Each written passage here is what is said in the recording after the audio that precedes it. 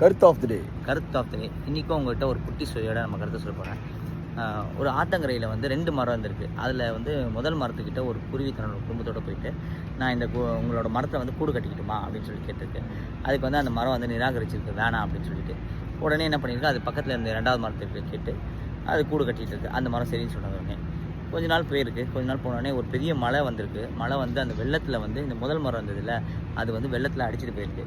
அடிச்சுட்டு போனோடனே இந்த குருவி என்ன பண்ணியிருக்கு, அந்த மரத்தை பார்த்து ஏளனமாக சிரித்து, என்னை வந்து கூடு கட்டுக்க வேணான்னு சொன்னேன்ல, அதனால தான் உனக்கு இந்த மாதிரி நடந்திருக்கு அப்படின்னு சொல்லிட்டு. அதுக்கு அந்த மரம் ரிப்ளை பண்ணியிருக்கு. உடனே சொல்லியிருக்கு, எனக்கு நல்லாவே தெரியும் நான் வலு இழந்துட்டேன்னு சொல்லிட்டு. என்னால் இந்த மழைக்கோ இந்த வெள்ளத்துக்கும் தாங்க மாட்டேன்னு தெரியும். நீ குடும்பத்தோடு வந்து கூடு கட்டணும்னு நினைக்கிற அந்த டைமில் வந்து என்னால் வந்து உனக்கு சப்போர்ட் பண்ண முடியாதுன்றது எனக்கு தெரியும். அதனால தான் நான் வேணான்னு சொன்னேன் அப்படின்னு சொல்லிட்டு.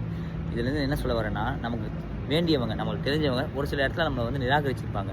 அதை நினச்சி வருத்தப்படாதீங்க. ஏதோ ஒரு விஷயத்துக்கு நல்லதுக்காக தான் அவங்க அதை வந்து அவாய்ட் பண்ணியிருப்பாங்கன்னு நினச்சிட்டு என் வாழ்க்கையை வந்து முன்னோக்கி கொண்டு போங்க.